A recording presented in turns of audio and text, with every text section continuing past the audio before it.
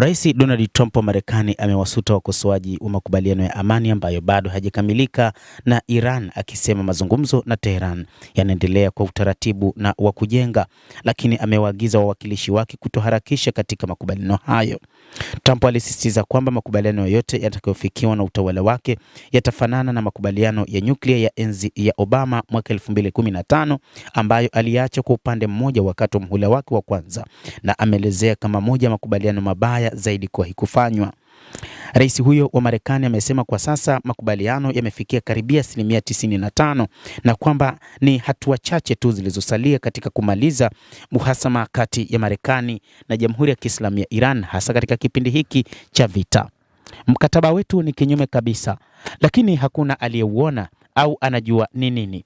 Bado haujajadiliwa kikamilifu, aliandika kwenye ukurasa wake wa Truth Social mnamo siku ya Jumapili. Kwa hivyo msiwasikilize waliopotea ambao wakosoaji juu ya kitu ambacho hawajui chochote juu yake.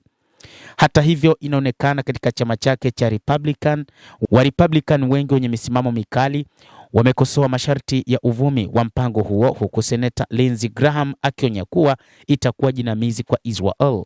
Seneta Ted Cruz aliita ni kosa baya, na Seneta Roger Wicker akisema wanaweza kutoa mafanikio ya operesheni Epic Fury bila malipo.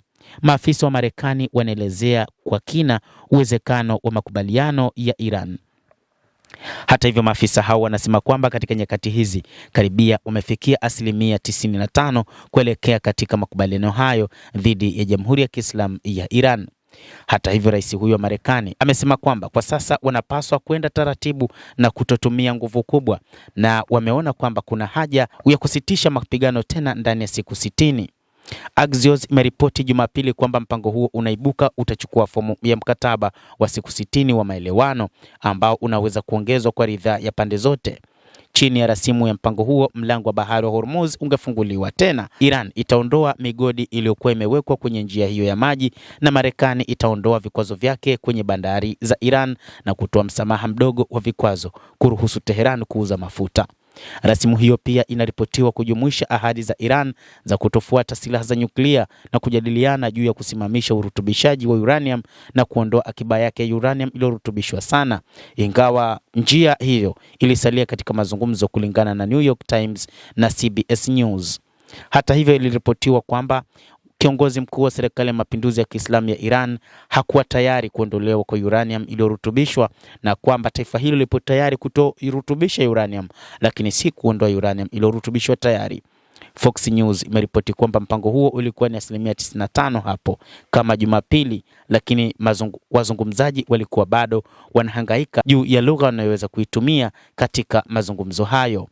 Mtazamaji, endelea kutufuatilia, lakini ni kusihi usisahau kulike, usisahau kucomment, kadhalika usisahau kusubscribe channel yetu hii ili upate habari hizi kwa mapana kupitia The World News.